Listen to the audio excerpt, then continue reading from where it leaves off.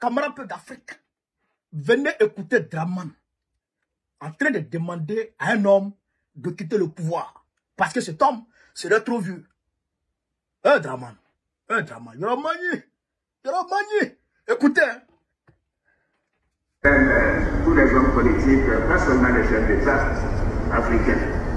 Il faut que le président Mugabe puisse quitter ses fonctions dans la dignité. C'est le message que j'ai transmis au président de l'Union africaine, mon ami. Nous voulons que le président Mugabe quitte ses fonctions dans la dignité. Évidemment, à son âge, et compte tenu de la durée des fonctions, tout le monde est conscient qu'il est temps, bien sûr, qu'il cède son fauteuil à une nouvelle génération.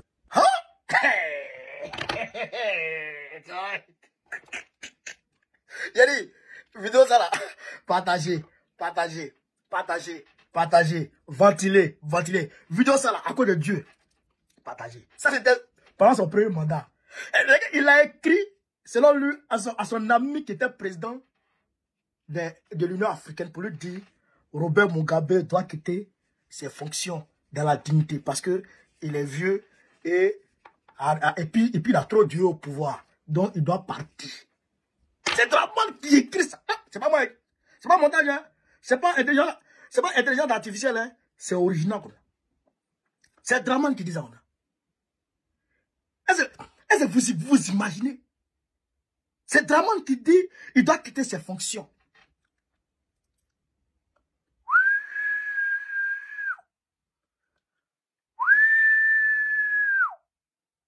Partisan. Oh! C'est Dramane qui dit à quelqu'un de quitter le pouvoir. Robert Mugabe, président Zimbabwe. Mais ils ont tout fait pour enlever Zimbabwe. Ils l'ont injecté. Hein? Ils ont injecté Mugabe. Tu sais quoi? Ils l'ont chassé. Et aujourd'hui même, 9 janvier 2025, le Dramane, il dit que lui, il est en pleine santé pour continuer. Mais toi, tu parles de santé et santé refuse de sortir de ta bouche. Et qu'il est désireux de faire 4 mandats. Alors que toi-même, tu dis que quelqu'un a trop duré. Lui dit que quelqu'un a trop duré. Hein? Et puis lui, aujourd'hui, il oublie ça. Et lui, il veut durer. Et donc, que Dramane a mal à la tête. Et donc, que Dramane, son cerveau là. Il y a poussière dedans. Est-ce que vous avez ça? Est-ce que vous avez Dramane? C'est-à-dire que son cerveau, il y a poussière dedans. Donc, que le courant passe pas bien. Ça passe pas bien dans sa tête. Il y a poussière dedans. Donc, à cause de ça, Joe, il veut faire 4 mandats. Sinon, quelqu'un qui a toutes ses facultés en place, quelqu'un qui n'a pas poussière dans son cerveau, il ne peut pas dire qu'il a fait 4 mandats. Il ne peut pas dire qu'il a violé la constitution. Alors, Robert Mugabe, là, lui, il avait déjà enlevé même la limitation des mandats. Mais lui, Dramane n'a pas enlevé la limitation des mandats. Hein. Il veut violer la constitution. Dramane, il veut violer la constitution. Et puis, il est à l'aise avec ça. Alors que lui, il disait aux gens de quitter le pouvoir. C'est pas le dribbleur qui se dribble, le chameau qui se dribble en tout en gardant le ballon. C'est pas ça qu'il a. Mais Dramane, moi je te dis, il clibeti. Il clibeti. Dramane. Il faut quitter le pouvoir. Il faut céder ta place. C'est pas céder ta place, tu ne peux plus.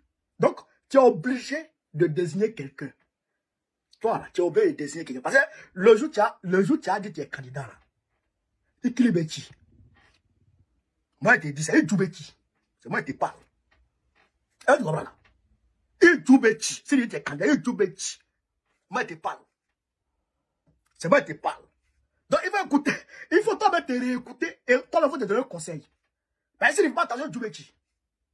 C'est ça qui est la vérité. Alors, camarades de l'Afrique, voilà ce que je voulais vous dire. Sur ce, vive l'Afrique libre. Vive le panafricanisme. Vive tous les blancs panafricains. Gbagbo, président de Côte d'Ivoire, en octobre prochain. C'est de ça qu'il s'agit. Et rien d'autre. Camarades peuple d'Afrique, mes chers frères et sœurs, l'heure est grave. Frère, il faut sauver le Togo. Il faut sauver le Togo. Les Togolais souffrent trop. C'est vrai que les autres pays, les populations des autres pays africains, sous dictature, souffrent. Mais pour les Togolais, là, c'est pire. La population est chosifiée chez camarades de l'Afrique. On va écouter cette vidéo, on va écouter ce témoignage, et vous allez comprendre beaucoup de choses. On est parti. La situation du peuple togolais. C'est ça qui me fait pleurer à chaque fois. Il n'a jamais été aussi malheureux que cette année. Le niveau de vie a baissé énormément, le pouvoir d'achat a beaucoup baissé. On a affiché des augmentations de SMIC et de salaires qui n'ont pas été appliquées dans le secteur privé. Alors, le secteur privé, c'est celui qui crée le plus d'emplois. Donc, les gens sont de plus en plus malheureux parce qu'ils ont de moins en moins à manger. Surtout, ils ont de moins en moins de médicaments à acheter. Parce qu'ils ne peuvent pas acheter. Il y a beaucoup qui meurent parce qu'ils n'ont pas la ventoline, qui vaut 3800 francs. Moi, si je n'avais pas la ventoline, je serais déjà mort. Mais j'ai les moyens de l'acheter. Mais la plupart des gens, des milliers de gens chaque année, sont des morts sacrifiés par la pauvreté. C'est ça qui me fait mal au cœur, que ce peuple méritant, ce peuple le plus aimable du monde, ce peuple qui accueille les étrangers mieux que ses frères, ce peuple qui aime l'étranger, qui l'appelle l'homme que je veux, l'homme que j'aime. Nulle part au monde vous avez ça dans aucune société. Et je le vois souffrir. Moi, j'arrive à aider mes proches, mais je ne peux pas aider tout le peuple. Et c'est ça qui me fait mal au cœur. Et je regrette que la situation du Togo soit dépréciée à ce point-là.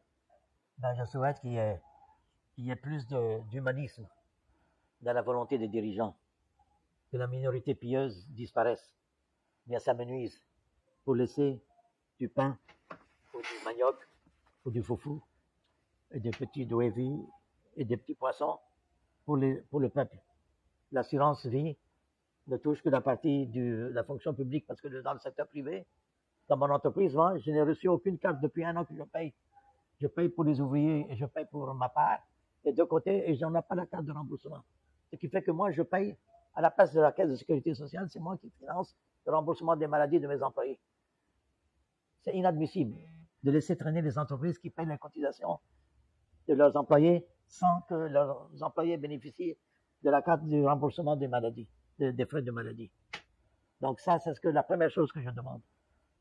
La deuxième chose, c'est de relever, aller partout dans le marché, vérifier si on applique la loi du salaire minimum.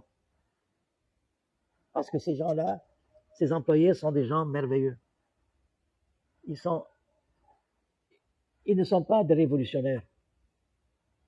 Ils cohabitent avec leurs exploiteurs. Ils ne disent rien. Parce qu'ils n'ont pas le mauvais esprit de se révolter comme au Bénin, comme au Ghana, comme au Burkina Faso. Le peuple togolais est unique en Afrique et même dans le monde.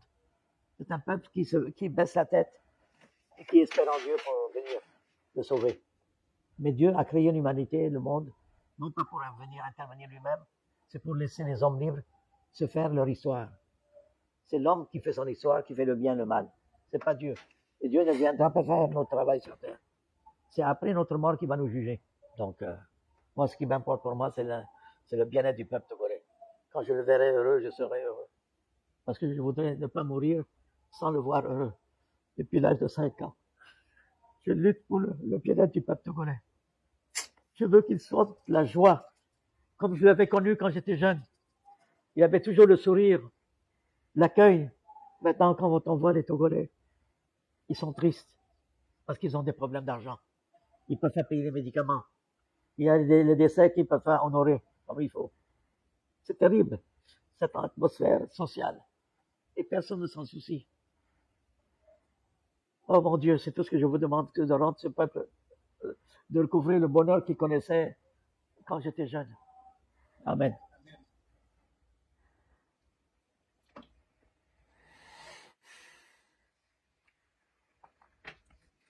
Alors, moi-même, ça me fait bizarre. Moi, ça me fait bizarre, le vieux. Moi, ça me fait bizarre chez Camarade de l'Afrique. Attendez d'abord, on va clé dans cette affaire. Attendez d'abord. Voilà. Vous avez entendu? Ventoline, 3800. Le Togolais ne peut pas s'acheter ça. Ventoline, 3800. le Togolais ne peut pas s'acheter ça. Le Togolais a problème d'argent. Le Togolais ne sait pas. Il vit. Il n'est pas. Le Togolais souffre. Il ne peut pas s'acheter à manger. Il ne peut pas s'acheter. Il ne peut rien s'acheter. La minorité pieuse. Ils n'ont pas d'assurance maladie, rien. Bon, ça, c'est partout. Mais le problème du Togolais, comme le monsieur l'a dit, c'est que le Togolais a été façonné de sorte à ce que il arrive à idolâtrer le chef de l'État. Le chef de l'État. Le Togolais a été façonné de sorte à ce qu'il idolâtre le chef de l'État. Parce que depuis le père Yassimé qui est cadien d'origine, le père Yassimé, c'est les cadiens d'origine, hein, les Yassimé là. Donc, il a tué le système scolaire et il a fait la promotion du madrasa, de l'école coranique. Vous comprenez? Donc, si tu ne vas pas à l'école, comment tu vas comprendre, tu vas connaître tes droits et tes devoirs en tant que citoyen? Donc, c'est aujourd'hui, les Togolais sont en train de se cultiver petit à petit. C'est aujourd'hui, ils sont en train d'aller à l'école. Le taux de l'analphabétisme au Togo est grand. C'est comme ça, le père Yassimé et Adema les a façonnés. Et lui là est venu les façonner encore. Et lui il maintient ça. Mais ce qui était pire, et ce qui est pire, c'est qu'aujourd'hui, on enseigne dans les écoles togolaises que le chef de l'État, on ne doit pas lui manquer de respect. On ne doit pas manquer de respect au chef de l'État. Parce qu'un chef de l'État est au service du peuple. C'est-à-dire qu'il est l'employé du peuple. On choisit un chef de l'État pour qu'il serve le peuple. Pour qu'il serve le peuple. Un chef de l'État qui ne sert pas le peuple, il faut le dégager. C'est comme ça. On n'idolâtre pas un chef de l'État. On n'idolâtre pas un chef de l'État. Quand tu idolâtres un chef de l'État, c'est-à-dire que toi-même, tu deviens un mouton. C'est-à-dire que c'est comme tu es en train de faire de ton employé ton maître. Vous comprenez? En réalité, ton président est ton employé. Tu l'as mis là pour gérer les affaires de la République.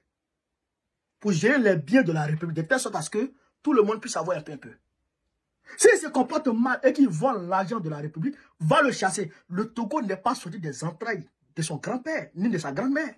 Le Togo est un pays qui appartient à tous les Togolais. Donc, si un individu vole l'argent qui appartient à tout le monde doit se lever pour lui dire, dégage. Voilà ce qui doit se passer. Et les Togolais, comme presque partout en Afrique, ils attendent Dieu. Dieu va faire. Dieu va faire. Dieu va faire. J'ai dit aux Ivoiriens que Dieu ne fera pas. Et je leur dis toujours, Dieu ne fera pas. C'est l'homme qui fera. Voici le monsieur l'a dit. Dieu laisse les hommes écrire leur histoire.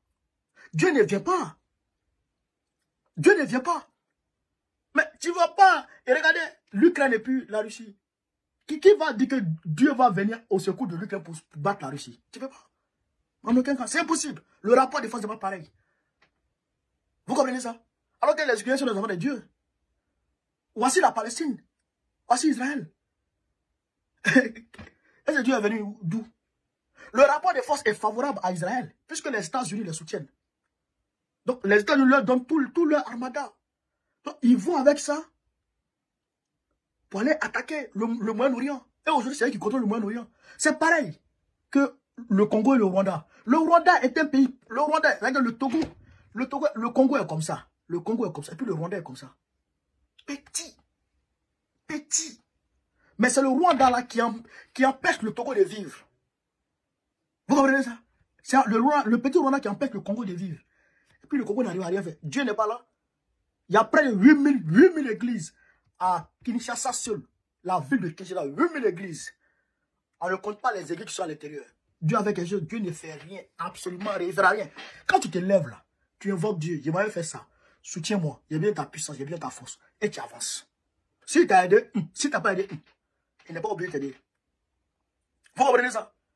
Donc, le Togolais doit se lever Il doit réaliser que non seulement Dieu ne viendra pas l'aider, deuxièmement, que sa situation sociale dépend du président. S'il ne mange pas, c'est parce que le président est mauvais. S'il ne travaille pas, c'est parce que le président est mauvais. Si les enfants ne vont pas à l'école, c'est parce que le président est un voleur. S'il n'arrive pas à soigner ses enfants, c'est parce que le président est un voleur. Donc, il fallait prendre ton argent au président. Voilà comment le Togolais doit réagir. Et cette vidéo, je vous demande de la partager parce qu'on est à une période charnière de notre histoire de l'Afrique. Aucun pays ne doit être laissé pour compte. Tous les pays doivent être pris pour avancer dans la révolution. Vous comprenez ça? Donc, je demande à tous les Togolais de se lever. Parce qu'on va chasser fort incessamment. Au-delà d'être un poison pour toute l'Afrique, comment toi tu peux être ceci et cela en même temps? Tu es avec l'AES matin, la nuit, tu es avec les ennemis de l'AES. Et qu'aujourd'hui même là, à cause de ça même, les autorités de l'AES n'ont même pas le courage de dire qu'il y a base militaire française dans son pays. Alors qu'il y a ça. Mais moi, il te dit ça. Moi, il te dit ça. Il y a base militaire française dans ton pays. Comment lui là? Moi, il te dit ça. Donc, Togolais, Togolaises, réveillez-vous. Réveillez-vous. Réveillez-vous, hein. Vous avez compris? C'est ça que la vérité. Vive l'Afrique libre. Vive le panafricanisme. Vive tous les plans panafricains. Vive que Dieu sauve le Togo. Babo, président de la République de Côte d'Ivoire, en octobre prochain. On est ensemble, les gars.